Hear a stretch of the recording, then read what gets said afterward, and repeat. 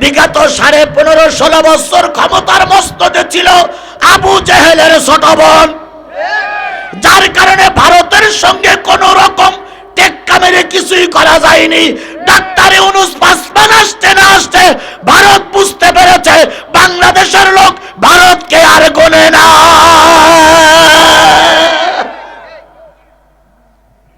আর এটা তো অনির্বাচিত সরকার, এর তো পাওয়ার এমনি কি, এর ভোল্টেজ এমনি কম।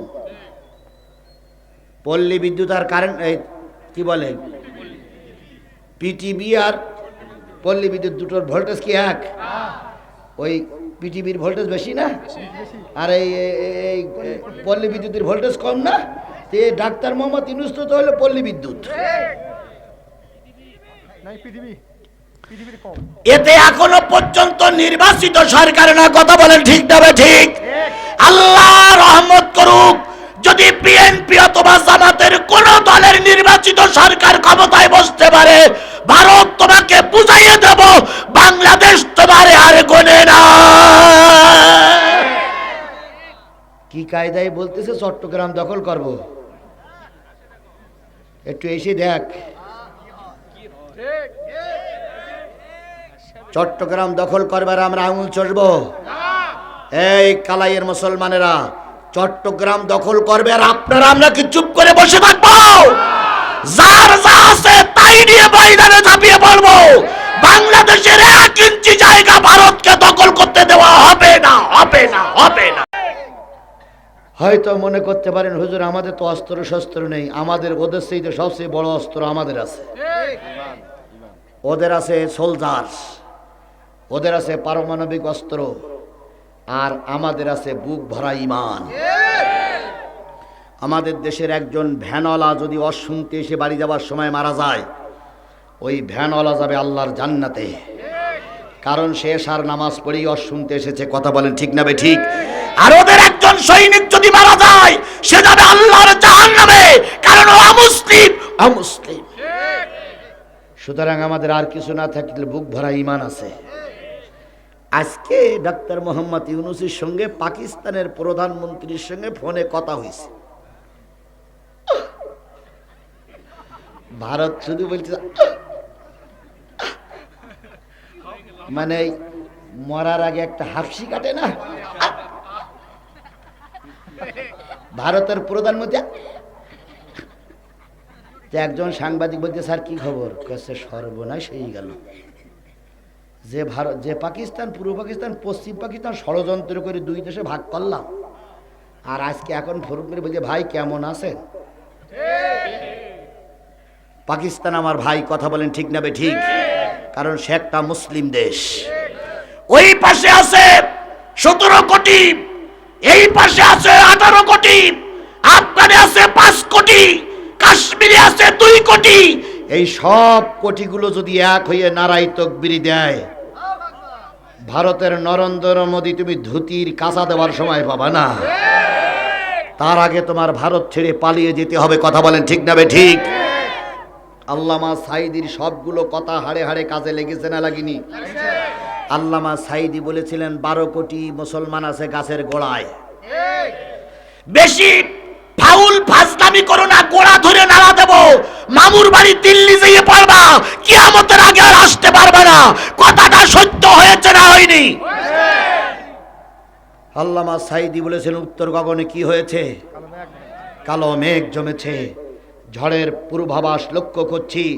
যদি শক্ত হাতে মোকাবেলা করতে না পারো, এমন অমাবস্যার কালো আধার নেমে আসবে যার সবে সাদেক।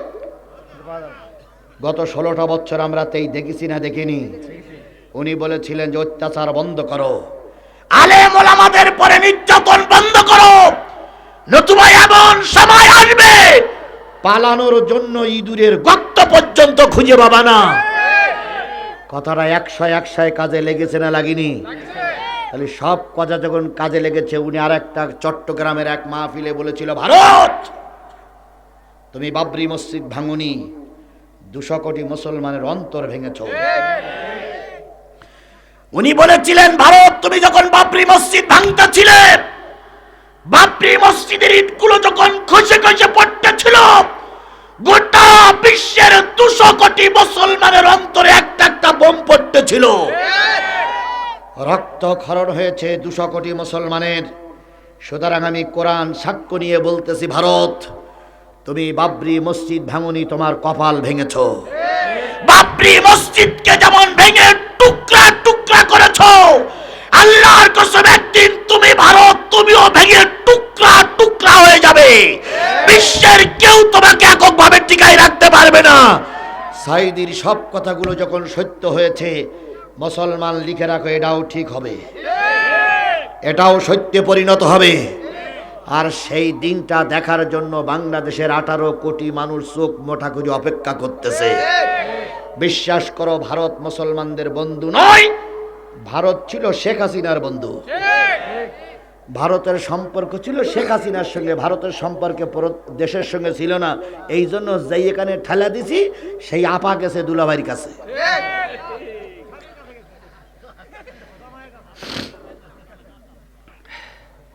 বুঝলেন তো বুঝলেন, না বুঝলেন তো কচু। আমার ভাইয়েরা, আয়াত যখন নাজির হলো, রাসূল তখন কিসের প্রেসিডেন্ট? মক্কারও প্রেসিডেন্ট, মদিনারও প্রেসিডেন্ট। আল্লাহর নবী কালেমার দাওয়াত দেওয়াকালীন সময় মক্কায় ছিলেন কত বছর? 13 বছর। মদিনায় ছিলেন কয় বছর? 10 বছর। এই 13 বছর চলাকালীন অবস্থায়, আমি কিন্তু সূরা নেসার কথাই বলতেছি, কিছু কিছু আলেমেরা কিন্তু ভুল ধরার ওস্তাদ। তারা শুধু কাটি দিতেই থাকে, দিতেই থাকে, দিতেই থাকে, দিতেই থাকে। এর কাজের কোনো মুরুদ নেই, শুধু কাটি দেবার বেলায় মুরুদ আছে। এরা ভুল ধরার জন্য চুপ করে ঘাপটি মেরে বসে থাকে। কালকে ফজরের নামাজ পড়ে মসজিদের মুসল্লিদের ডেকে বলে, কালকে ওয়াজ শুনতে গেছিলে? গেলাম। এসে এটা ওয়াজ হইল? এটা তা মুসল্লিরা কয়, না তো ভালোই বললো। কয় ভালোই বললে একটা আয়াত না পড়ি সারা দেশ ঘুরিয়ে আসলো। আয়াতের নামে খোঁজ দেয়। আর একটু কান খাড়া করে শোনো, আমি কোরআনের আয়াত পড়েছি, আয়াতের দিকেই যাব ইনশাল্লাহ। প্রেক্ষাপট শানে নজরুল ছাড়া আয়াতের মর্ম বোঝা যায়? আমি সেই শানে নজরুল প্রেক্ষাপট বলে মূল জায়গায় যাচ্ছি। যাওয়ার আগে কাপড় খুলে না, নদী এখন অনেক দূর। আমার ভাইয়েরা, আল্লাহ নবী সাল্লাল্লাহু আলাইহি সাল্লাম মক্কায় 13 বছর থাকাকালীন অবস্থায় তিনি লক্ষ্য করলেন, প্রতি সোমবার আর প্রতি শুক্রবার কাবা ঘরের তালা খোলা হয়। তালা খোলার পর প্রতিটা নেতারা কাবার ভিতরে ঢোকে। ঢোকার আগে কাপড়গুলো খুলেই ঢোকে, কেউ কাপড় পরে যায় না। একজন আর একজনকে জিজ্ঞেস করে, কাপড় খুললে কেন? কয়, বেটা তুই হাদিস কোরআন জানিস? কয় কি? কয়, আমি যখন মার পেটের থেকে বেরিয়েছিলাম তখন মা আমার কোন কাপড় পরাই বের করেছিল। আবার যখন মারা যাব তখনও কোনো কাপড় পরা থাকবে না। এখন আল্লাহর সামনে যাবে, এখনো কাপড়ের দরকার না। এই জাতীয় একদল পীর আছে, এরাও মুরিদির সামনে কাপড় পরে না। এই জাতীয় একদল পীর আছে, এরা শরীয়ত মানে না, এরা 5 ওয়াক্ত নামাজও কয় আমরা নাকি মারফতি পীর। পানির ভিতর আগুন জ্বলে, পানির ভিতর আগুন জ্বলে, ঝড় বাতাসে নেবে না। খাজা বাবার মুরিদ হইলে নামাজে রোজা লাগে না। পানি গল গলাইয়া পড়তেছে, বাবা আমায় ডাকতেছে, আয় রে মানিক আমার বুকে আয়। বুকের ভিতর আছে প্রাণ, তার ভিতরে মেশিন গান, ভান্ডারি বাবা আমায় পাগল বানাইছে। এরা কাপড় পরে কাবায় যায় না, একবার ন্যাংটা হইয়াই। আচ্ছা বলেন দিন, সব যদি ন্যাংটা হয় তাহলে কেরাম দেখা যায়? বাবা তোমার দরবারে সব ন্যাংটার খেলা, বাবা তোমার দরবারে সব পাগলের খেলা। হরেক রকম পাগল দিয়ে সাজাইছো মেলা, বাবা তোমার দরবারে সব পাগলের খেলা। ন্যাংটা বাবা আছে না কিছু? হ্যাঁ বাবা, ন্যাংটা বাবা আছে না কিছু? চুল কাটে না, দাড়িও কাটে না, গোবও কাটে না, মোষও কাটে না, বগলের চুলও কাটে না, দাড়ি গোপ মোষ একসঙ্গে জট পুড়ি, এমন একটা অবস্থায় মানুষ না সিংহ চেনা যায় না। তো বগলের তাও কাটে না, এর আরেকটু নিচে গেলে কিছু চুল টুল আছে সেগুলোও কাটে না। তাহলে কোনো চুল যদি না কাটে তাহলে ও দেখতে কি মানুষ বানা দেখা যায়? ওরাই হলো মারফতি। আবার বছরে একবার গোসল করে, আর এই গোসল করা পানি মুরিদিরা ধরার জন্য বদনা নিয়ে গেলাস দিয়ে বসে থাকে। বরকতের পানি কোন জায়গা ধুইয়ে এসছিস? তোর বরকতের পানি কোন জায়গা ধুইয়ে পড়ছিস একবার হিসেব করি, তুই বরকতের পানি খুঁজ দিতিস। মানুষ আর কত নিচে নামবে? তারপরে এই দল আছে না নাই? জোরে বলেন, এই দল আছে না নাই? ও যত করে বুঝান, ও যা বুঝে রেখেছে ওর উপর কোনো বুঝ নেই। ও যতই বুঝান কয় আমার এই বুঝটাই ঠিক। তা বুঝটা ঠিক তো বুঝলাম, জীবনে কোনোদিন গোফে তেল মাখাইনি, জীবনে কোনোদিন দাড়িতে সাবান দেয়নি, মাথায় সাবান দেয়নি, বগলে তাও সাবান দেয়নি, ওইভাবে জট পড়িছে, বছরে একবার গোসল করে, আরও নিচের দিক গেলে আরও একটু চুল টুল জট টট পড়িছে, এইসব পানি ধুইয়ে আসে আরও খায় আর খায় বরকুটি পড়ি, বরকুটি পড়ি। ঘৃণা বলে কোনো জিনিস নেই। কথা বলেন, কথা বলেন, কথা বলেন, মানুষের একটা রুচি থাকা উচিত। নেতারা কাবার ভিতরে ঢুকে কি খুলে? হ্যাঁ সবাই বলেন, নেতারা কাবার ভিতরে ঢুকে কে খুলে? কাপড় খুলে ঢোকে। আল্লাহ নবী চিন্তা করলেন কাবার চাইতে পবিত্র জায়গার পৃথিবীতে কিচ্ছু নাই। কথা বলেন ঠিক না বেঠিক? ও আমার মুসলমানেরা শোনো, কাবা এমন একটা জায়গা, পৃথিবীর মিডিল পয়েন্টে কাবা। ওই কাবার ভিতরে ঢুকে যদি কারোর মারফতি অর্জন করা থাকে, এলমেলাদনি থাকে, ওই কাবার ভিতরে ঢুকে যদি কোনো অন্তরচক্ষু দিয়ে মানুষ উপরের দিকে তাকায়, আরো সে আজিম ওখানে বসে দেখা যায়। সেই কাবার ভিতরে প্রতি সপ্তাহে কয়দিন ঢোকে নেতারা? কি বার? কি বার? সোমবার আর শুক্রবার। কোন একদিন সোমবারের দিন আল্লাহ নবী টার্গেট নিলেন, কাবার ভিতরে ওরা কাপড় খুলে ঢোকে, আমি একটু কাপড় পরেই ঢুকবো, দেখি ওরা কি করে। সবার আগে আল্লাহ নবী ঘরের থেকে বাহির হলেন, কাবার ছত্র দিয়ে জমজমের পানি দিয়ে উজু করলেন, 2 রাকাত সালাত আদায় করে বসে আছেন। কখন কাবার তালাটা খোলা হবে? হঠাৎ করে চাবিওয়ালার আগমন। চাবিওয়ালা এসে যখন কাবায় তালা মারা, দরজায় তালা মারা চাবিটা খুলতেছিলেন, আল্লাহ নবী তখন পিছন দিক থেকে যেয়ে বললেন, ও চাবিওয়ালা ভাই, এখনো তো কেউ মক্কায় আসি নাই, এখনো আসতে ওনাদের অনেক দেরি, তুমি তো ভিতরে পরিষ্কার করবা, তালা খুলবা, ঝাড়ু দিবা, তোমার দায়িত্ব অনেক বেশি। আমি একটু তোমার ঝাড়ুর কাজে সাহায্য করি, আমি একটু তোমার সঙ্গে কাবার ভিতরে ঢুকি। ওরা কাবার ভিতরে যেয়ে কার কাছে মাথা নত করে সেগুলো একটু দেখি, আর আমি আমার মালিকের কাছে সেজদা করে আমার প্রার্থনাটা একটু বলি। ও ভাই, দয়া করে কাবার ভিতরে আমাকে একটু ঢোকার অনুমতি দাও। বিশ্বনবী, বিশ্বনবী চাবির জন্য দাবি করতেছে একটা সাধারণ লোকের কাছে। চাবিওয়ালা বলতেছে নাম কি? মোহাম্মদ। পিতার নাম আব্দুল্লাহ, দাদার নাম আব্দুল মুত্তালিব।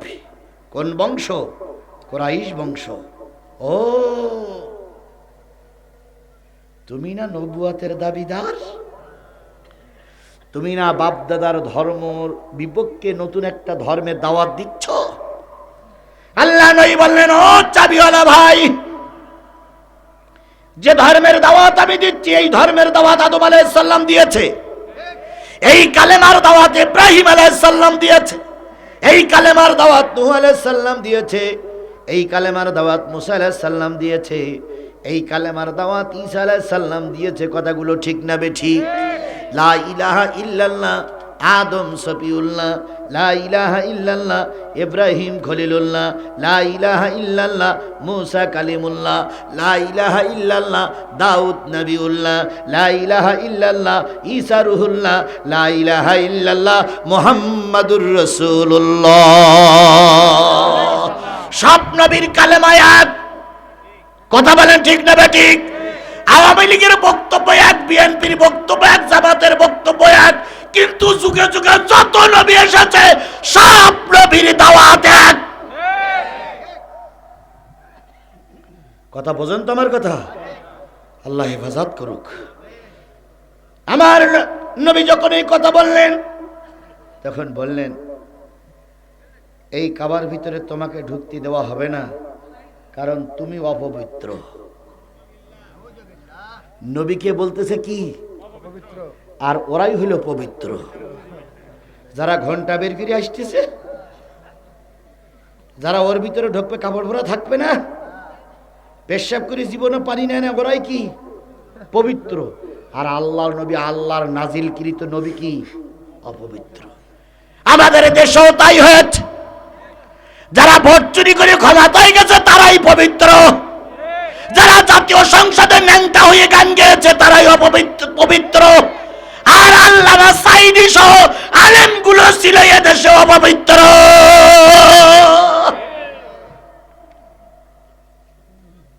নবীজি বললেন, সাবিওয়ালা ভাই, তুমি যা বলতেছো কথাটা কি ঠিক হচ্ছে না? কয়, জানি তো ঠিক হবে না, কারণ তোমার গায়ে পড়ে যাচ্ছে, তুমি হলো অপবিত্র মানুষ।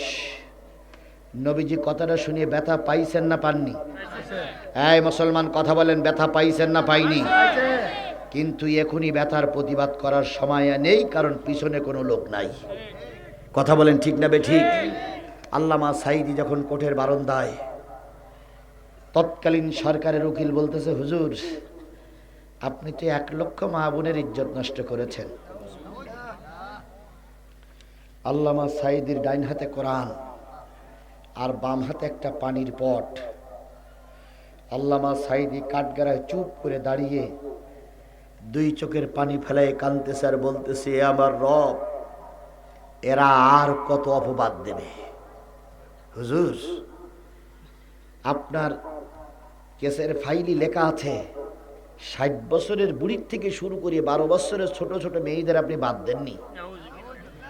তো 60 বছরের বুড়ি মানুষ আপনি যখন ধর্ষণ করেছেন তখন আপনার বয়স 18 বছর। হুজুর কেমন লেগেছিল? আবার যখন 12 বছরের একটা ছোট্ট মেয়েকে ধর্ষণ করলে, ওই মেয়েটি চিৎকার করেছিল, এক সময় চিৎকার করতে করতে মারা গেল।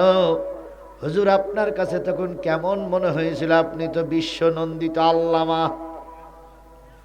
আল্লামা সাঈদী সব কিছু শোনার পর যখন বিচারপতি রায় লিখবে, তখন আল্লামা সাঈদী কোর্টের বারান্দায় দাঁড়িয়ে বললেন, ও বিচারক, এতক্ষণ যে আলোচনা শুনেছি, এতক্ষণ যে আলোচনা হয়েছে, জানি আমার পক্ষে আর রায় আসবে না, বিপক্ষে রায় যাবে। তবে একটা জিনিস আপনি মনে রেখেন, এই আদালতের উপরে আর একটা আদালত আছে।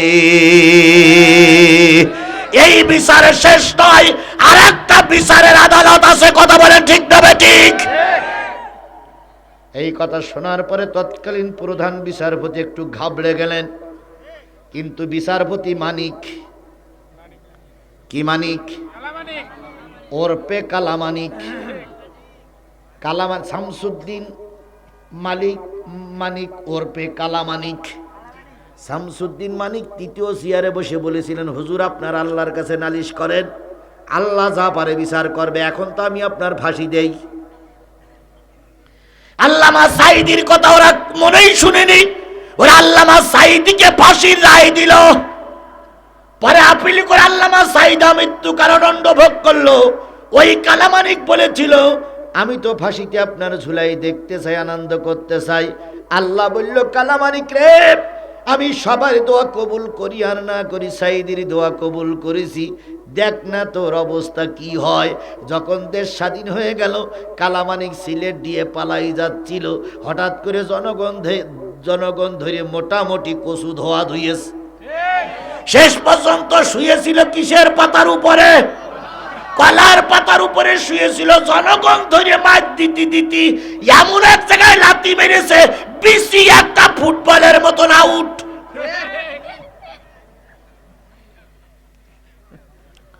তো বিসি বেরি আউট হতে গেলে চামড়া ছিঁড়ে যাবে না? তো চামড়া ছিঁড়ে গেছে। তো হাসপাতালে জোড়া টোড়া দিয়ে চাদর মুড়ি দিয়ে শোয়াই রেখেছে, বেডশিট মোড়াই দিয়ে শোয়াই রেখে, এবার সাংবাদিকরা যে বলতেছে আপনি না সাইদির ফাঁসি দিতে চাইলেন, তো ওসব কথা বাদ দাও। সাংবাদিকরা বলতেছে যে বিসি কয়টা গেছে, তা বলতেছে ভাই একটা। তো সাংবাদিকরা বলছে ডাইন পাশেরটা না বাম পাশেরটা? কালামানিক তখন বলছে আমার জ্বালাই পথ পাচ্ছি না, আর তুমি ডাইন পাশের না বাম পাশের তাই হিসেব করতে চাও, তাই না? সাংবাদিক বলতেছে আপনি না সাইদির ফাঁসি চাইলেন? জাতি হেসে উড়াই দিলেন। একবার চিন্তা করেন, সাইদির দোয়া কাজে লেগেছে না লাগেনি? জোরে বলেন কাজে লেগেছে না লাগেনি? আজকেও যারা আলেমদের বিরুদ্ধে অপবাদ ছড়াচ্ছ, আজকেও যারা আলেমদেরকে মিথ্যা অপবাদ দিয়ে জাতির কাছে ছোট করার জন্য চেষ্টা করছো, আমি কোরআন শরীফ দিয়ে শপথ করে বলে গেলাম, কালামানিকের যে অবস্থা হয়েছে, আল্লামা সাঈদীর বিরুদ্ধে যারা গিয়েছিলে, যারা আলেমের বিরুদ্ধে অপবাদ দিচ্ছ, খোদার কসম এরকম অবস্থা তোমাদের বেলায় আসবেই, আসবেই, আসবেই।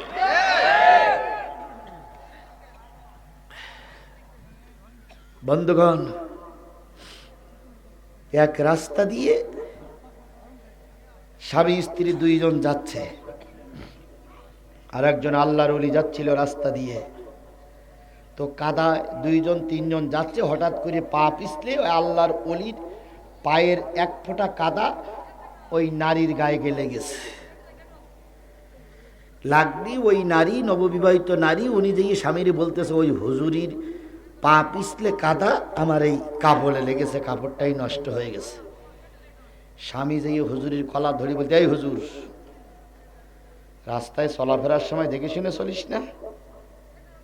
হুজুর বলতে কি হয়েছে ভাই? কয় তোমার এই কাদা আমার স্ত্রীর গায়ে। হুজুর তখন ক্ষমা চাচ্ছে যে ভাই আমার অজান্তে হয়ে গেছে, আল্লাহ রাস্তায় মাফ করে। কয় কোনো মাপ নেই বলে কিল ঘুষি মেরিস। মারার পরে স্বামী স্ত্রী চলে যাচ্ছে, হুজুরও চলে যাচ্ছে। হঠাৎ করে স্বামীটা চিত হয়ে পড়িয়ে নাক দিয়ে মুখ দিয়ে রক্ত বেরোচ্ছে। তখন মহিলাটা বুঝেছে যে এই হুজুর মারার কারণে এর এই অবস্থা, তাই বুঝেছে না? এবার মহিলাটা যে হুজুরের পায়ে জড়াই দিয়ে, হুজুর আমার স্বামী মূর্খ মানুষ, বোঝে না, দয়া করে আমার স্বামীরে মাফ করে দাও। তখন হুজুর বলছে আমি তো বদদোয়া করিনি, তো আমি তো কিছুই বলিনি। কি হয়েছে? কয় এই ব্যাপার। কয় মারে, তোর স্বামী তোরে খুব ভালোবাসে, তাই তোর গায়ে একটু কাদা লেগেছে, তাই তোর স্বামী প্রতিশোধ নিল। আর আমারে আমারে আমারে একজন খুব ভালোবাসে। কি বোঝেননি? বোঝেননি? বোঝেননি? বোঝেননি? আমারে একজন খুব ভালোবাসে, তিনি কে? জোরে বলেন তিনি কে? তোর স্বামী আমারে মেরেছে, আমার ভালোবাসার মানুষটা হয়তো এরা সহ্য করতে পারেনি, তাই হয়তো নাক দিয়ে মুখ দিয়ে রক্ত বাহির হচ্ছে। তাই মালিকের কাছে, আমার ভালোবাসার মানুষটার কাছে ফোন দিচ্ছি, যে বোঝেন আমারে মাফ করে দাও। কথা কি বুঝতে পেরেছেন? জোরে বলেন বুঝতে পেরেছেন? তোমার সরকার ক্ষমতায়, তোমার দল ক্ষমতায়, তাই তুমি আলেমদের বিরুদ্ধে অ্যাকশন নিয়েছো। কিন্তু একটা জিনিস মনে রেখো, আলেমদের সঙ্গে পৃথিবীর কোন শক্তি না থাকলে আলেমদের সঙ্গে আবার আল্লাহ আছে, আবার আল্লাহ আছে, আবার আল্লাহ আছে। আল্লামা সাঈদীর সেই দোয়াটা এখন কাজে লেগেছে। কথা বলেন ঠিক না বে ঠিক? আল্লাহ নবী চাবিওয়ালারে বললেন, মনে আছে তো? চাবিওয়ালারে বললেন, চাবিওয়ালা চাবিটা দাও। চাবিওয়ালা বললেন তুমি অপবিত্র, তোমার কাছে চাবি দেওয়া। নবীজি ব্যথা পাইলেন কিন্তু ভেঙে পড়লেন না, কারণ বিপদে পড়লে ভেঙে পড়লে চলবে না। বিপদে যারা সাহস না হারায়, বিপদে যারা ধৈর্য ধারণ করে, তারা একদিন বিজয় অর্জন করে। জামাতের শীর্ষস্থানীয় তাদের ফাঁসি হলো। এমন কোন জামাতের নেতা কর্মী নেই যে নেতা কর্মী 10টা 20টা 50টা মামলা নেই। এই সময় ওরা আনন্দ করতে আর বলতে জামাত ইসলাম নেই, হুজুর নেই। সেদিন জামাত ইসলাম ধৈর্য ধারণ করেছিল। কথা বলেন ঠিক না বে ঠিক? নিবন্ধন বাতিল হলো, প্রতীক চিহ্ন বাতিল হলো, অফিসে তালা ঝুলল। এরপরে সরকারিভাবে রাজনীতি করা কি হলো? নিষিদ্ধ হলো। অধৈর্য হয়নি, বৃহত্তর আন্দোলন বাংলাদেশ জামাত ইসলাম, কথা বলেন ঠিক না বেঠিক? সেদিন তারা ধৈর্যের সঙ্গে ময়দানে ছিল। আজকে গোটা বাংলাদেশে তাদের ছাড়া সরকারি কোনো কাজ করা সম্ভব নয়। ওসি ডিসিএসপি থেকে শুরু করে বাংলাদেশের পুলিশ পর্যন্ত যখন কোনো কাজ করতে যায় তখন এই জামাতের নেতা কর্মীদের নিয়েই কাজ করতে হয়, কথা বলেন ঠিক না বেঠিক? কারণ বিশ্বের বাংলাদেশের সবাই জানে অন্তত হকের পক্ষে থাকার জন্য একটা দল এখনো বাংলাদেশে টিকে আছে। আমি জামাত ইসলামের পাবলিসিটি করার জন্য, জামাত ইসলামের পাম্পট্টি দেওয়ার জন্য আসিনি। আমি গোটা বাংলাদেশে ঘুরে ঘুরে যেটা দেখেছি, এখনো জামাত শিবিরের লোক দেখলে মানুষ সম্মান করে, শ্রদ্ধা দেখায় যে এদের ভিতরে এখনো কি আছে? নীতি আছে, নীতি আছে, নীতি আছে। আমার ভাইয়েরা, কিছু কিছু লোক হয়তো মনে করতে পারে হুজুর জমাই দিয়ে, ভুল বোঝার দরকার নেই। আমি তো কোরআন নিয়ে এখানে আমাকে ডেকে নিয়ে আসছেন কি বলার জন্য? আমি সেই কোরআনের কথাই বলতেছি। এখন কোরআনের কথা বলতে যে এদিক সেদিক চলে যায়, তা আমি কি করব? কোরআনের কথা বলতে গেলে ফেরাউনের কথা বললে যদি আপনার কাজ আলা করে তাহলে বুঝতে হবে আপনার শরীরে ফেরাউনি রক্ত। ফেরাউনের নমরুদের কথা বললে যদি আপনি তেলে বেগুনি জ্বলি ওঠেন তাহলে মার কাছে শোনেন জন্ম সেদিন হয়েছিল, বৈধবাদ করেছিল না, নিশ্চয়ই নমরুদ আপনার জন্ম দিয়ে গেছে।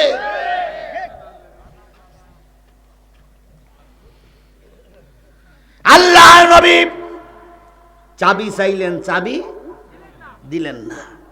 কিছুক্ষণ পরে নেতারা লাইন দিয়েছে, কিওয়ালা একটু জোরে বলা যাবে না সুবহানাল্লাহ? এগুলো হলো ভবিষ্যৎবাণী। ওসমান ইবনে তালহা বললেন, যদি আমি বেঁচে থাকি চাবি দেব না। নবী বলেন, আচ্ছা সেদিন দেখা যাবে, তুমি লিখে রাখো।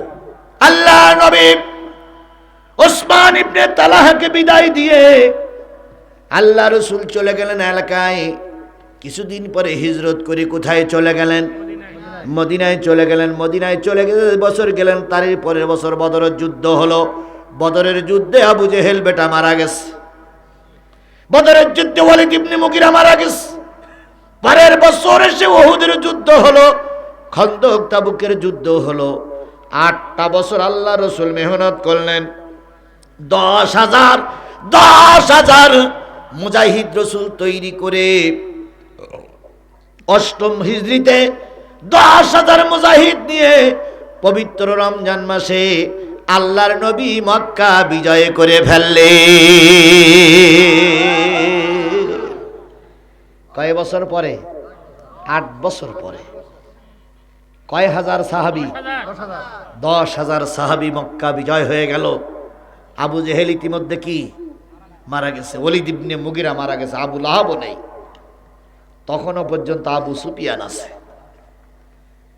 আল্লাহ নবী বললেন, বেলাল কয় বছর কেঁদেছি?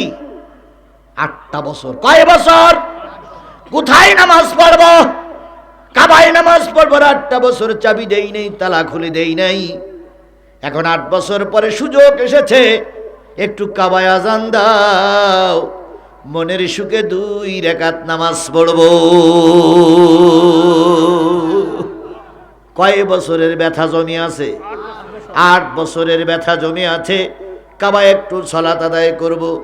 বেলাল কাবার সামনে যেয়ে দেখে কাবায় তালা মারা। কি মারা? কাবায় তালা মারা। ইয়া রাসূলুল্লাহ, তালা মারা যে? নবীজি বললেন, কি করব? কি করবা? বেলাল বলেন, আপনি যা বলেন তাই। নবী যদি বলতেন যে তালা মারা, তালা ভাঙো, কয় মিনিট সময় লাগতো? কয় মিনিট সময় লাগতো? পিছনে আছে ওমর, পিছনে আছে আলী। ওমর যে রাস্তায় হাঁটতো সে রাস্তায় শয়তানও চলতো না। খয়বারের যুদ্ধে হযরত আলীর ঢাল ভেঙে গেল। আলী চিন্তা করলো, ঢাল যদি না থাকে তার কাফেররা তো আক্রমণ করবে। খয়বারের যে দুর্গ ছিল, দুর্গের কপট এক কপট 16 মণ করে ওজন। সেই 16 মণ ওজনের এক কপটের বাইল ধরে দিল টান, কপট ছাড়িয়ে আসলো হযরত আলী, তাই দিয়ে ঢাল বানালেন, ডান হাত দিয়ে যুদ্ধ করলেন, যুদ্ধে বিজয় অর্জন হয়ে গেছে। নবী জিজ্ঞেস করলেন, বেলা আলী, ঢাল যখন ভেঙে গেল তখন ঢাল পেলে কই? কই, ইয়া রাসূলুল্লাহ, বাহুতে কি জোর কম আছে নাকি? একবার টান দিছি, কপট খুলে গেছে। মোরে সেনো, মই বাড়ি বরিশাল, মোর বাপ দফাদার। নবীজি বলতে, আলী তোমার হাতে এত শক্তি? কয় হ্যাঁ। কয়, যে ঢাল তোমার হাতে আসলো সে ঢাল কোথায়? কয়, যুদ্ধ হয়ে গেছে, ফেলাই দিছি। কয়, ওইটা একটু উঁচু করতে পারবা? কয়, 100 বার পারবো। কয়, চলো দিন। কেতাবে আসছে, হযরত আলী যেয়ে ঢালের এক কণা উঁচু করতে যেয়ে 2 হাঁটু মাটির ভিতরে চলে গেছে। আলীর চোখ দিয়ে, নাক দিয়ে, কান দিয়ে পানি বাহির হচ্ছে। নবীজি জিজ্ঞেস করেন, আলী কি খবর? কয়, হুজুর, তখন উঁচু করলাম তো ভার মনে হয়নি, এখনো তো ভার মনে হচ্ছে কেন? সেই আলী পিছনে দাঁড়ানো। একবার যদি রাসূল বলে, আলী রে, ওরা তালা খুলতে দেয়নি, তালা ভাঙ। কতক্ষণ লাগবে? কতক্ষণ লাগবে? 1 সেকেন্ডও লাগবে না। নবী বললেন, তালা ভাঙা জঙ্গির কাজ, তালা ভাঙা সন্ত্রাসী কাজ। আল্লাহর নবী কখনো জঙ্গির কাজ করতে পারে না। আমাদের দেশে একটা অনুষ্ঠান হয়ে গেছে গতকালকের আগের দিন, যেমন খুশি তেমন সাজো। 16ই ডিসেম্বর একটা অনুষ্ঠানে গেছে, যেমন খুশি তেমন সাজো। এখন একদল পুরুষ লোক, ওই যে আমাদের দেশে জঙ্গি হয়েছিল না, জঙ্গি হামলা, তারপরে 17 ওই যে সেই 22-23 সালে পিলখানার হত্যা, ওই যে মুখটুক বেঁধে রেখেছিল। এখন আমাদের দেশের কিছু লোক ওই মুখ বেঁধে, এদিক মাথা বেঁধে, এদিক মুখ বেঁধে, চোখ দুটো বের করে কাঠের একটা রাইফেল হাতে করে দাঁড়াই আছে, যেমন খুশি তেমন সাজো। ওইটোরা ফুটাই তোলার জন্য চেষ্টা করেছে। ভারত বলতেছে যে এই দেখো, বাংলাদেশের মুসলমানরা জঙ্গি ট্রেনিং দিচ্ছে।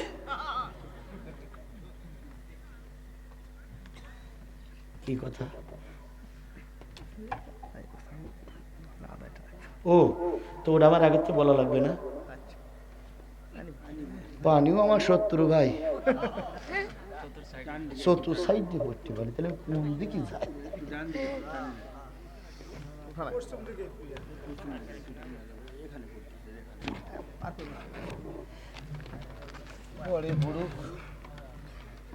শত্রু যখন হয়ে যায় তখন পানিও শত্রু হয় না। ভাইরা আমার, চলবে চলবে। ওই একজন লোক চলে যাচ্ছে, আমার ওই ভাইটা আমার মনে হয় শত্রু। মুরব্বী না, উনি আমার 1 নম্বর দেখাইছে, উনি 1 নম্বর সেরিয়ে আসবে। এখানে এক মুরব্বী ঢুকেছিল, 1 নম্বর সেরিয়ে আসছে। আচ্ছা, এইরকম আলোচনা রেখে যারা চলে যায় তারা আসলে কি মানুষ? জোরে বলেন, মানুষ? আল্লাহ আমাদের সবাইকে হেফাজত করুক। আর একটু জোরে বলেন আমিন। আরো জোরে আমিন, আরো জোরে। তাহলে আল্লাহর নবী কি সন্ত্রাসীর কাজে বিশ্বাস করতেন? তিনি কি করলেন না? তালা ভাঙলেন না। বেলাল, লাব্বাইক ইয়া রাসূলুল্লাহ, একটু উঁচু জায়গায় আজান দাও। কোন জায়গায়? উঁচু জায়গায়। নবী বললেন, এক কাজ করো, ছাদের পর ওঠো। কাবার ছাদের পর আলী, আবু বকর, ওমর 4-5 জনে মিলিয়ে শিয়ালের মতন সিঁড়ি বানিয়ে, শিয়ালের সিঁড়ি পর্যন্ত, ওই যে কাঁঠাল খাওয়ার একটা গল্প আমরা ছোটবেলায় পড়েছিলাম না, একজনের পর একজন, কখন এরা হইয়েছে কিনা আল্লাহই ভালো জানে। এরকম কোনোদিন হইয়েছে কিনা আমরা জানি না, তবে এটা বুদ্ধি। তো সিঁড়ি বানাইয়ে বেলালকে ওপরে উঠাই দেওয়া হলো। বেলাল, আজান দাও।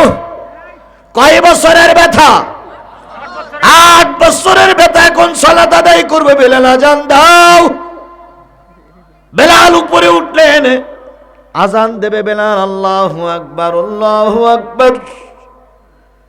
আশহাদু আল্লা ইলাহা ইল্লাল্লাহ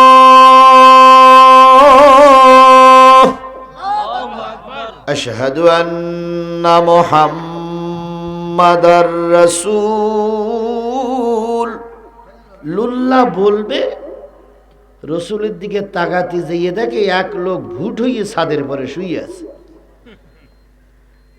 আজান বন্ধ করে দিয়ে ওই লোকের কাছে বলছে, ও ভাই, ও ভাই, ও ভাই, এখানে কেন? তখন ও লোক কিছুই কয় না। বেলাল, আজান বন্ধ করলে কেন? ইয়া রাসূলুল্লাহ, এক লোক ভুট হয়ে শুয়ে আছে। নবীজি বলেন, ও লোকের নাম কি? কয় কিছুই বলে না। কি করতে? কয় ঘুমোই আছে। নবীজি বলেন, ডাকো দিক। পা ধরি নাড়া দিলে মাথা পর্যন্ত নড়ে, মাথা ধরি নাড়া দিলে পা পর্যন্ত নড়ে, কিন্তু চোখ আলগা করে না। বলুন তো, কি জেগে ঘুমোচ্ছে না প্রকৃত ঘুমোচ্ছে? যে ব্যক্তি প্রকৃত ঘুম পাড়ে তারে জাগানো যায়, কিন্তু যে ব্যক্তি জেগে ঘুমায় তারে কখনো জাগানো যায় না। বিগত 16 বছর যারা সরকার ছিল, এরা কি জেগে ঘুমিয়েছে না প্রকৃত ঘুমাইয়েছে? এরা জেগে জেগে ঘুমাইয়েছে, এই জন্য এদেরকে জাগানো যায়নি। শেষ পরিণতি যা হবার তাই হয়েছে। কথা বলেন ঠিক না বেঠিক? বেলাল বললেন, ইয়া রাসূলুল্লাহ, পা নড়ে, মাথা নড়ে, কিন্তু চোখ খোলে না। নবীজি বললেন, নাম শোনো তো। ইয়া রাসূলুল্লাহ, চোখ খুলতেছে না, তার নাম কি বলবে? নবীজি বললেন, মাথার কাছে যাও, যাই একটু মাথাটা উঁচু করে ধরো, দেখি ওর আমি চিনতে পারি কিনা। এবার মাথাটা উঁচু করে ধরার পরে নবী বলতেছে, তুমি সেই চাবিওয়ালা না?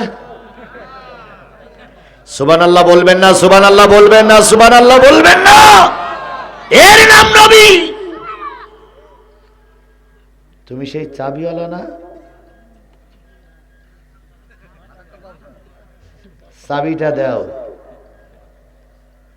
কথা বলে না। এরপরে যা হলো, আয়াত দিয়ে শেষ করতে আর খুব বেশি হলে 15 মিনিট লাগবে। 15টা মিনিটকে আপনারা দিতে রাজি আছেন? কারা কারা রাজি আছেন? 2 হাত উঁচু করে আল্লাহরে দেখান। বন্ধুগণ, আপনারাই হাত উঁচু করেছেন, 15 মিনিট থাকবেন। আমিও হাত উঁচু করেছি, আলোচনা শোনেন, আমিও হাত উঁচু করেছি, আলোচনা মাঝপথে বাধা দিয়ে মাঝপথে ফেলাই রেখে যাব না। আপনারা থাকলে আমি থাকব। এখন আপনারা কি, আচ্ছা শোনেন, আপনারা কি শেষ মোনাজাত পর্যন্ত থাকবেন? ওই 2 জন লোক দেখেন আগেই চলে গেছে, আর একজন লোক, 3 জন লোক আগেই চলে গেল। এরা এসেছিল শেষে, আবার যাচ্ছি আগে। একা জান্নাত পকেটে করে নিয়ে যাচ্ছে এরা। জান্নাতের টিকিট এরাই আগে পাইছে।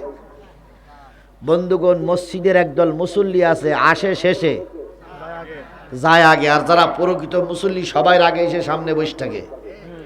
এই যে সামনের কাতারে যে লোকগুলো আছে, এরা প্রকৃত কোরআনওয়ালা। আর ওই পিছনে যে কোটা আছে, এরা উটনো মুসলমান। এসেছে সবাই শেষে, আবার যাবে সবাই। ওই যে এক সময় ধমক দিলাম না যে সবাই বাড়ি বাড়ি দিয়ে ঘর বাড়ি ভাঙবো, সেই ভয়ে এসে বসেছিল। এখন আবার সময়ের আগে চলে যাচ্ছে। আপনারা কি ওই দলের লোক? তাহলে কোরআনের দলে কারা কারা আছেন একটু হাত তোলেন তো। কোরআনের দলে কারা কারা আছেন দেখেন তো। কারা হাত তুলিনি? যারা হাত তুলিনি তারা নিশ্চয়ই আগের সরকারের লোক। জোরে একটা তাকবীর, নারায়ে তাকবীর। হাত নামান। এখানে কিসের মাহফিল হচ্ছে? আমি কোন সূরার কোন আয়াতে তাফসীর করছি? কত নম্বর আয়াত? 58 নম্বর আয়াতে ঢোকার পরিবেশ এসে গেছে। আমি কথাগুলো শেষ করব, তার আগে আমি বলি, এই মাহফিলটা করতে যেয়ে কিছু খরচ হয়েছে না হয়নি? ফাঁকা জায়গা, এখানে যদি কালকে এই মাহফিল কর্তৃপক্ষ ঋণগ্রস্ত থাকে, আগামী বছর মাহফিল আর হবে না। এখানে যাত্রা গান হবে। আপনারা কি যাত্রা গান দেওয়ার পক্ষে না কোরআনের ওয়াজ চালু রাখার পক্ষে? সবাই চালু রাখার পক্ষে? সবাই চালু রাখার পক্ষে? তাহলে তাই যদি হয়, এদের কিছু খরচ খরচা হয়েছে না হয়নি? আমি কমিটির লোকদের 2 জনের ডেকে নিয়ে দেখা করেছিলাম, তখন আমার কানে কানে দেন বলেননি। যখন এখানে এসে বসেছি তখনও কানে কানে বলেননি যে হুজুর একটু কালেকশনের ব্যাপার। এখন আমার ভাই বলতেছে হুজুর একটু কালেকশন না করলে যে আমরা ধরা পড়ে যাব। আমি তাই মাঝপথে একটুখানি আলো, এই ছেলে আয় আয় আয়, সোনামণি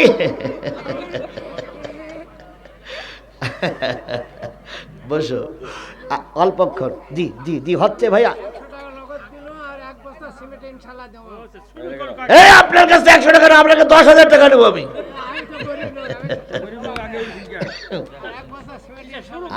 আমার খুব প্রিয় লোক, আমার খুব প্রিয় লোক।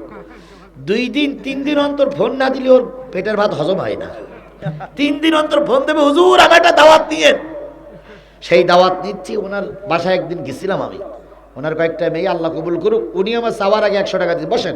আমার ভাইয়েরা, আমি যে কথাটা বলতেছিলাম, এই মাহফিল চালু থাকে, এটাকে আপনারা চান? এখানে যাত্রা গান হোক, এটাকে আপনারা চান না? তাহলে আমি কোরআন শুয়ে আপনাদের কাছে একটু দাবি করছি ভাই, কোরআনের পরে 50টা টাকা দেওয়া যাবে ভাই? 50টা টাকা, আমি খুব বেশি দাবি করবো না, 50 টাকা। যারা উপরে বসেছেন, চেয়ারে বসেছেন, সম্মানিত হয়েছেন, বন্ধুগণ, আমি কেমন মানুষ, আমার সঙ্গে সাথী যারা আছে তাদের কাছে শুনবেন। এক লোকের জন্য, বাচ্চার জন্য দোয়া করেছিলাম, কোরআন শরীফ মাথায় করে নিয়ে বলতেছি, বাচ্চার জন্য দোয়া করেছিলাম, বাচ্চা হয় না। 15 বছর বিয়ে হয়েছে, বাচ্চা হয় না। হাজারো মানুষ নিয়ে দোয়া করলাম, পরের বছরে একসঙ্গে 2 বাচ্চা হয়েছে। তো ওই লোক বলছে, হুজুর দোয়ার মাত্রা বেশি হয়ে গেছে। তাই বললাম, কেন? কাই হবে 8টা, হয়েছে 2টো। তাই বললাম, যাক, দোয়াটা তো আল্লাহ কবুল হয়েছে। পাবনায় একটা মানুষ হজ করতে গেলাম, প্রাইমারি স্কুলের মাস্টার, আমি আবারও বলছি, কোরআন শরীফ ছুঁয়ে বলতেছি, পাবনায় এক মহিলার বাচ্চা হয় না, সাওয়ারাম 8 বছর বিয়ে করেছে। প্রাইমারি স্কুলের হেডমাস্টার আমার কাছে হাত ধরে বলতে, হুজুর 8টা বছর হয়ে গেলে ভাই বসেন। আমি বলতেছি, 8টা বছর হয়ে গেল, বাচ্চার মুখ দেখি না, দয়া করে একটু দোয়া করবেন, আল্লাহ যেন একটা বাচ্চা দেয়, ছেলে দেখ আর মেয়ে দেখ। পরের বছরে মাহফিলে যাওয়ার পরে 1000 টাকা, তখন এখানে 10 বছর আগে 1000 টাকার একটা নোট ওই বাচ্চাটার হাতে দিয়ে, বাচ্চাটা আমার বুকের পরে এনে 2 কেজি মিষ্টি দিয়ে বলতে, হুজুর গত বছরের দোয়ার ফসল। আমি একজন মুসাফির, আমার এই মাথায় 20টা মামলা নিয়ে ঘুরতেছি। আমি 5 দিন আয়না ঘরে ছিলাম। আমি একজন রিমান্ডের আসামি। তৎকালীন জালেমেরা আমার বাড়ি ঘরদুরগুলো সব ভেঙে মাটির সঙ্গে মিশাই দিয়েছিল। আমার মাকে ওরা মেরেছিল, আমার ছোট্ট বাচ্চাটারও মেরেছিল, আমার পরিবারটা ভেঙে খান খান করে দিয়েছে। তারপরও আমি কোরআনের পক্ষে আসি। সেই কোরআন নিয়ে আপনাদের কাছে দাবি করছি ভাই, এই ছেলে বসো, কোরআন নিয়ে দাবি করছি, এই কোরআনের মাহফিলে 50টা টাকা 20টা টাকা আপনাদের দিতে হবে। রাজি হবেন ভাই? আপনারা রাজি হবেন? আপনাদের নিয়ে আল্লাহর কাছে দোয়া করবো, আল্লাহ যেন বিপদ আপদ মুসিবত থেকে হেফাজত করেন। এই জন্য সবাই মিলে একটু পকেটে হাত দেন, আমিও হাত দিচ্ছি। সবাই হাত দেন তো ভাই, সবাই হাত দেন, আমিও হাত দিচ্ছি। সবাই হাত দেন, সবাই হাত দেন, আমিও হাত দিচ্ছি। আমি একর মাহরুম করবো না, সবাই হাত দেন, সবাই হাত দেন, সবাই হাত দেন। 5,000, 10,000, 20,000, 50,000, 1 লাখ, 2 লাখ, 3 লাখ, 40,000, 50,000, যে যা পারেন দেবেন। এই টাকাটা, টাকাটা না, ওই টাকাটা না, 10,000, 20,000, 50,000, যে যা পারেন। জামাত যখন ময়দান দখল করতে পারিনি, আল্লাহ পাক তার পক্ষ থেকে আবাবিল পাখির মতন একদল ছাত্রদের পাঠাই দিলেন, তাদের দিয়ে দেশ বিজয় হয়ে গেছে। আল্লাহ আমাদের সবাইকে কবুল করুক। আমার ভাইয়েরা, বেলাল রাদিয়াল্লাহু, বেলাল রাদিয়াল্লাহু তাআলা আনহু যখন উঁচু করে ধরলেন, নবী বললেন, চাবিটা দাও। মনে আছে তো? চাবিটা দাও। তখনও পর্যন্ত এক গুইমি লোক চাবি দেবে না। নিচে নিচে নিচে নিচে নিচে, চাবি দিবেন কি দেবেন, চাবি তুমি দেবা কি দেবা না, কিছুই বলে না। ওমর, লাব্বাইক ইয়া রাসূলুল্লাহ। আলী, লাব্বাইক ইয়া রাসূলুল্লাহ।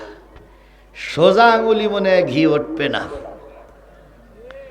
আঙুলটা একটু কি করা লাগবে, বাঁকা না করলে ঘি উত্তোলন হবে। ওমর বলতে চাই, আমার দিক তাকা, মরে সেনস, আমি বরিশাইল্লা বেডা, ছোট ছেলে মিলের মুখস্থ, বরিশাইলে বল বেডা। আমি যে পথে চলি সে পথে শয়তান চলে না। আমি 3টে শব্দ করব, যদি চাবি না দিস। আলী একদিক থেকে উঠবে, ওমর আর একদিকে উঠবে, তোরে আলু ভর্তা করে খেয়ে ফেলবো। আল্লাহু আকবার। কথায় বলে, শক্তর ভক্ত নরমের জম। বাংলাদেশে যখন ছাত্ররা আন্দোলন করতেছিল, বাবলুর নাই, গোটা বাংলাদেশে বাবলুর নাই 1000। ইন্টারনেট অফ করা হয়েছিল। কথা বলেন ঠিক না বেঠিক? গোটা বাংলাদেশের কোনো মিডিয়া চলেনি। সেই মিডিয়ার মন্ত্রী ছিল জোনায়েদ আহমেদ পলক। রিমান্ডে নেওয়ার পরে জিজ্ঞাসা করার পরে উনি বলেছেন, আমি ফেসবুক বন্ধ করতে চাইনি, শেখ হাসিনা আমার বন্ধ করে দিতে বলেছিল। ম্যাডাম, তাকাই দেখেন, যারা ছিল আপনার মন্ত্রী তারাই এখন আপনার বিরুদ্ধে সাক্ষী দিচ্ছে। এরকমই হয়। কথা বলেন ঠিক না বেঠিক? বলুন তো, বাংলাদেশের একজন জামাতের নেতা কর্মী আল্লামা সাঈদী দোষী কথা বলেছে? জোরে বলেন, বলেছে? জীবন চলে যেতে পারে, কিন্তু ইসলামী আন্দোলনের কোন নেতা কর্মী আল্লামা সাঈদীর বিরুদ্ধে মুখ খুলতে পারে না। এর নাম ইসলামী দল। এর নাম কি দল? আর আপনি এক ধাক্কায় পালাই গেছেন, আর আপনার সন্তানের এখন বলতেছে এই করেছি সেই করেছি, ইয়া করেগা জিয়া করেগা। আর আপনি আপনি ওই পারে সীমান্ত এলাকায় বসে বলতেছেন টুস করে ঢুকে পড়বো। তো আসেন দিন ম্যাডাম, আসেন, হয়তো একদিন আসবা, কিন্তু সেদিন আর ক্ষমতা দেওয়া হবে না। সেদিন ট্রাইব্যুনালে বিচারের জন্য তোমাকে প্লেনের চাকায় বেঁধে আনা হবে, বিডিআর হত্যার বিচারের রায় শুনানো হবে, হেফাজতের আলেমদের মারার রায় শুনানো হবে, বাংলার জনগণ প্রকাশ্য তোমার ফাঁসি দেবে। সেদিন কোন দাদা তোমার বাঁচাতে পারবে না।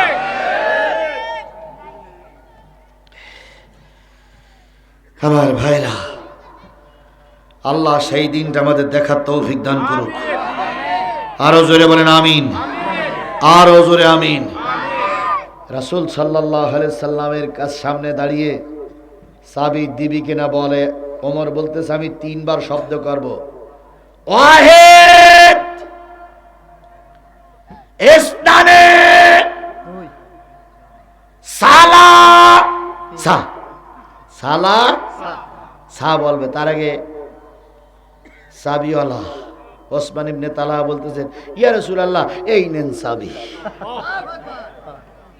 কথায় বলে শক্তর ভক্ত নরমের জম, যত নরম দিবেন তত আপনার ঘাড়ের পরে দিন দিন করে নাচবে।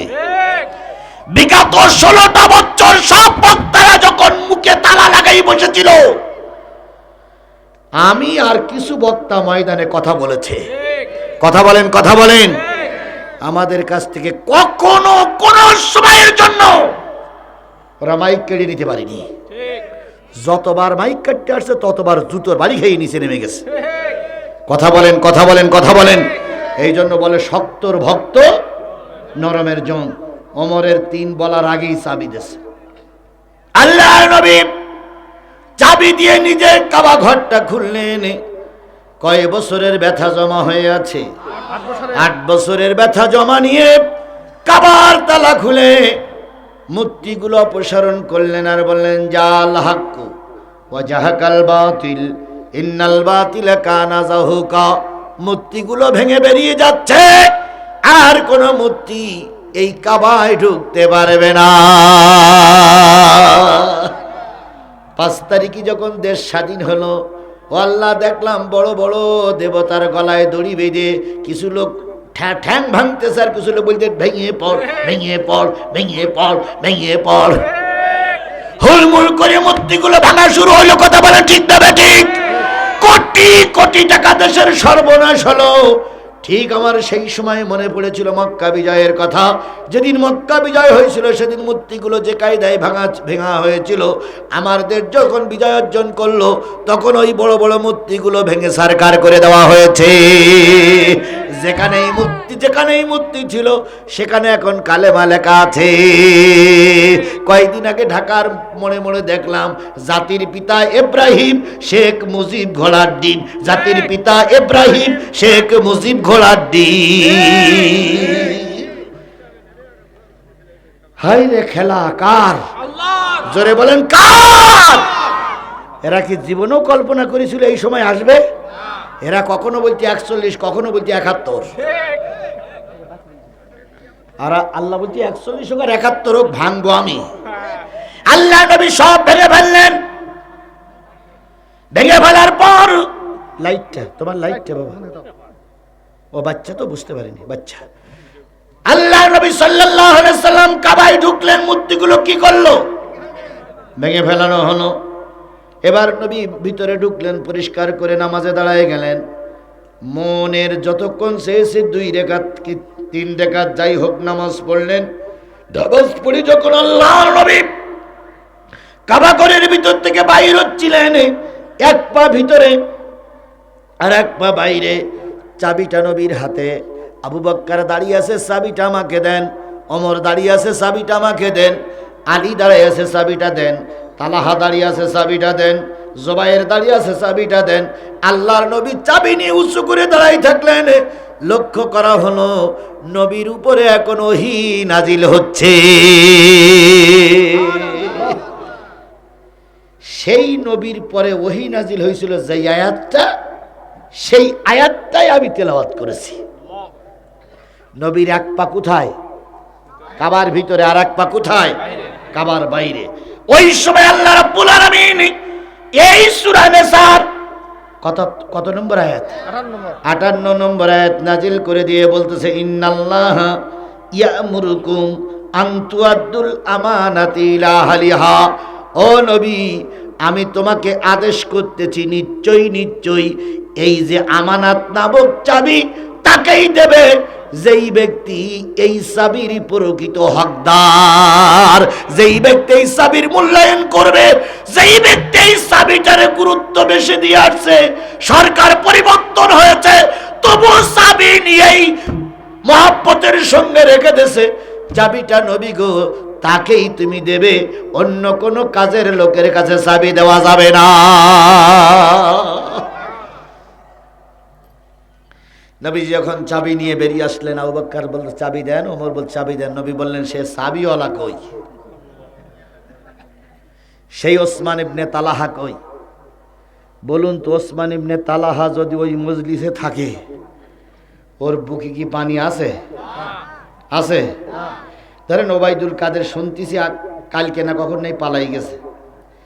ওবায়দুল কাদের যদি এই মাহফিলে টুপি টুপি মাথায় দিয়ে একটু খোসা খোসা দাড়ি দেখি যদি বসে বসে ওয়াজ শোনে, আর আমি যদি বলি ওবায়দুল কাকা আপনি এর ভিতরে আছেন, আপনি আমার সঙ্গে দেখা করেন,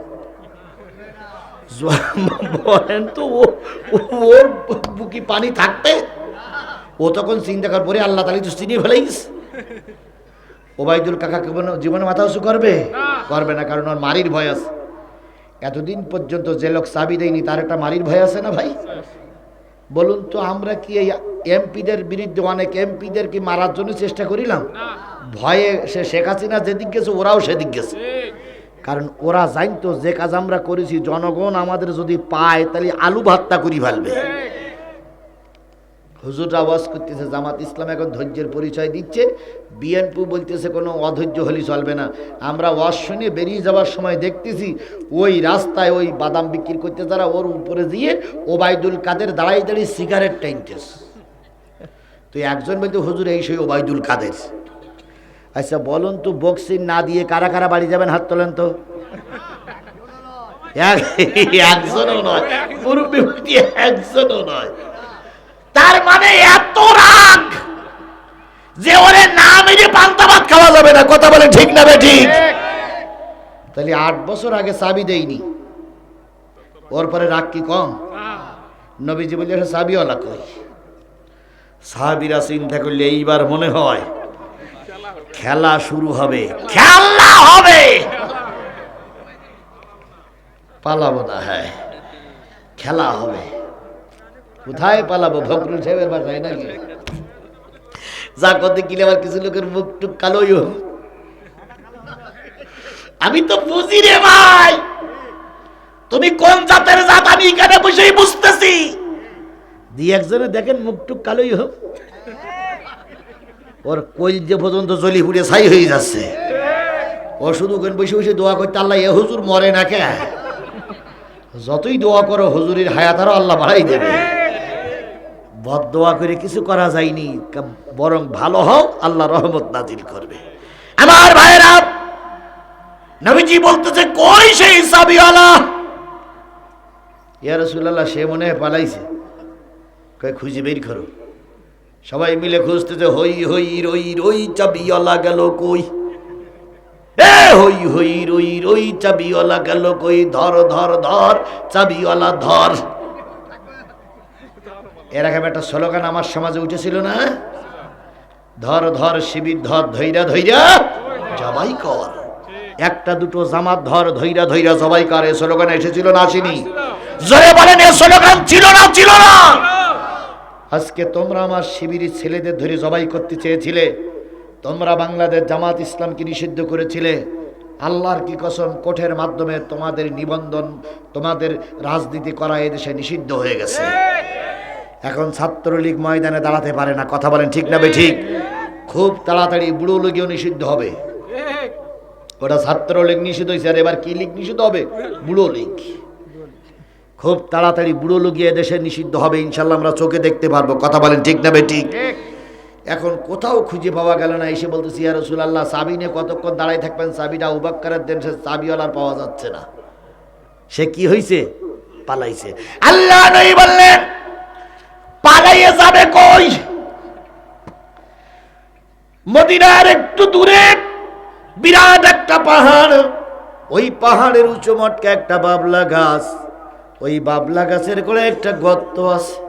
ওই গর্তের ভিতরে ওই চাবিওয়ালা সমস্ত বডিটা ঢুকাই দিয়ে মুখটা শিয়ালের মতন বের করে করে দেখতেছে, তোমরা কে কোন দিকে যাচ্ছ। ওই জায়গার থেকে চাবিওয়ালার ডেকে নিয়ে এসো, তবে খবরদার চাবিওয়ালার যেন কিলবক সিন মেরো না। এর নাম হইল নবী। তো হযরত আলী আসে, ওমর আবার গেছে, যে বলতে, ভাই চাবিওয়ালা বেরিয়ে এসো, তুমি কোন জায়গায় আসো রসুল বলে দিয়েছে। তখন ও চিন্তা করলে, তাহলে এরা দেখি ফেলাইস, ও মাথা আর একটু নিচু করিস, যাই তো করে এরা খুঁজে না পায়। এইবার বাবলা গাছের গোড়ায় যে বলতে, চাবিওয়ালা তুমি তো গর্তের ভিতরেই আসো। আচ্ছা বলেন, ওর পরাণে আর পানি আছে? পায়খানা হয়ে যাবে না ভাই? ও তখন বাধ্য হয়ে বেরিয়ে বলতেছে, ভাই ওমর, সেদিন আমি চাবি চাইছিলাম ভাই, তো ওরা আমার দিন দেয়নি। ফান্দে পড়িয়া বগা কান্দে রে, ওরে ফান্দে পড়িয়া বগা কান্দে রে। এখন জুনায়েদ আহমেদ পলক বলতেছে, আমি বন্ধ করে দেয়নি, শেখ হাসিনাই বন্ধ করে দিতে। কি এখন এরা ফান্দে পড়ি কাঁদতেছে না? তাই বলতেছে, ফান্দে পড়িয়া বগি কান্দে রে।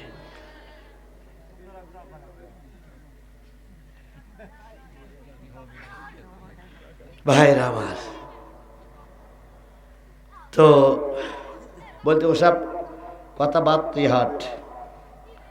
তাও ওমর একখান হাত ধরিছে, আলী একখান হাত ধরার পর উঁচু করে বলতে, হাট। বলতে, ভাই রসুল গিলি আমার মারবে না তো?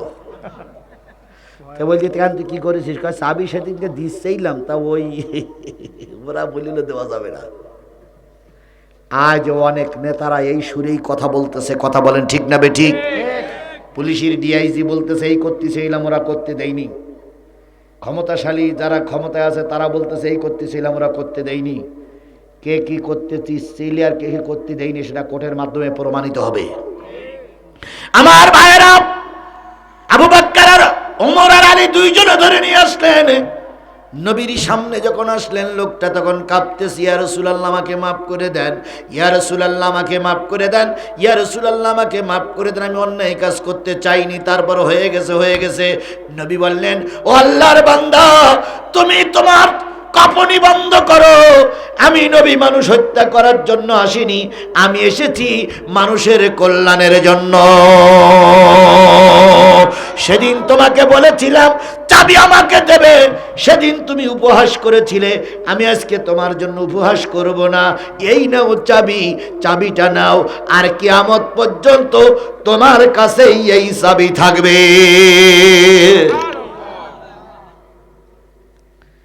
লোকটা খুশি না বেজার? আল্লাহ বলতেছেন নিশ্চয়ই এই চাবি নামক আমানাত প্রকৃত যে হকদার তাকেই দাও। ওই যা হাকামতুম বাইনান নাস আন তাহকুমু বিল আদল, যখন মানুষের ভিতরে বিচার ফয়সালা করবে তখন ইনসাফপূর্ণ বিচার করবে, ন্যায় বিচার করবে, অন্যায় বিচার করবে না। এই ওয়াজ আল্লাহ পাক তোমাদেরকে করতেছেন যাতে করে তোমরা শোনো এবং বোঝো। এবার বলুন, এই যে চাবিটা দিলেন এইটা হলো পবিত্র কি? আমানাত। আল্লাহ রসুল বলেছেন লা ঈমানা ইল্লা মা আমানাতানাহু, ওই ব্যক্তির ঈমান নাই যার আমানাতদারি নাই, ওই ব্যক্তির সালাত নাই যার উযু নাই, ওই ব্যক্তির দিন নাই যার নামাজ নাই। তাহলে নামাজের সঙ্গে দিনের সম্পর্ক, নামাজের সঙ্গে উযুর সম্পর্ক, ঈমানের সঙ্গে আমানাতের সম্পর্ক। কথা কি বুঝেছেন? ঈমানাতের সঙ্গে কিসের সম্পর্ক? আমানাতের সম্পর্ক। আমানাত মানে হলো হেফাজত করা। আমানাত মানে কি? হেফাজত করা, সংরক্ষণ করা। প্রতিটা মানুষের কাছে একটা একটা করে আমানাত আছে, সেটা হলো তার ভোট। ভোট একটা কি? পবিত্র আমানাত। যেমন তেমন আমানাত না। কি আমানাত? দেখেন না ভোট কেন্দ্রে প্রতি বছর ভোট দিতে যাই, দেখবেন লেখা আছে ভোট একটা পবিত্র আমানাত। আমার ভোট আমি দেব যারে খুশি, এইটা শুধু লেখা দেখেছি, কাজ করতে দেখিনি। তাহলে ভোট একটা পবিত্র আমানাত, প্রতি 5 বছর অন্তর অন্তর প্রকৃত যিনি হকদার তাকেই দিতে হয়। রসুল আমানাত বুঝেই দিয়েছিলেন কয় বছর পর? 8 বছর পর প্রকৃত আমানাত যিনি পাওয়ার যোগ্য তিনি বুঝে পেয়েছিলেন। আমরা প্রতি 5 বছর পর ভোট একটা পবিত্র আমানাত বুঝে দেওয়ার সময় আসে, যে ব্যক্তি প্রকৃত এর হকদার যদি তাকে না দেওয়া হয় আমানাতের খেয়ানত করা হবে। আগামী হয়তো 1 বছরের ভিতরেই এই আমানাতটা মারার একটা সুযোগ আপনার আমার সামনে আসতেছে। এই ভোটটা যে ব্যক্তি প্রকৃত হকদার তাকে যদি না দেওয়া হয়, আল্লাহ রসুলের ভাষায় আপনি ইমানদার না। তাহলে আমরা প্রকৃত যিনি দিন দরুদি, দেশ দরুদি, দেশের কল্যাণে কাজ করবে, আগামী নির্বাচনে ভোটটা আমরা তাকেই দেব ইনশাল্লাহ। সেটা কিসের পক্ষে? জোরে বলেন কিসের পক্ষে? আরো জোরে বলেন কিসের পক্ষে? তাহলে কোরআনের পক্ষে কাকে ভোট দিতে হবে এ নামটাও কি আমি এখন বলবো? না। সব যদি আমার বলে দিতে হয় তাহলে তুমি মানুষ না অন্য কিছু।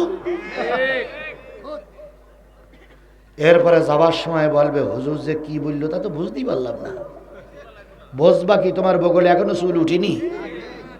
এত কিছু বলার পরে তুই বোঝো না, তাহলে বুঝবার কবরে গেলি। তাই সারা জীবন হিসেব করে হুজুরির ভোট দেবো, হুজুরির ভোট দেবো। ভোটের আগের দিন সন্ধ্যেবেলা বলতেছে হুজুরি ইমাম সাহেবের সঙ্গে, না হুজুরকে ভোট দিয়ে লাভ নেই। কেন? কয় কোনো কাজ করতে পারবে না। এখনো হুজুরা কোনোদিন ক্ষমতায় গেল না, কাজ করতে পারবে কিনা তুই বুঝলি কি করে? অনেক সরকার, অনেক দল ক্ষমতায় গেছে না? বাংলাদেশের কোন হুজুরা কোনোদিন ক্ষমতায় গেছে? আমরা এবার একটু হুজুরদের ক্ষমতায় বসা দেখতে চাই।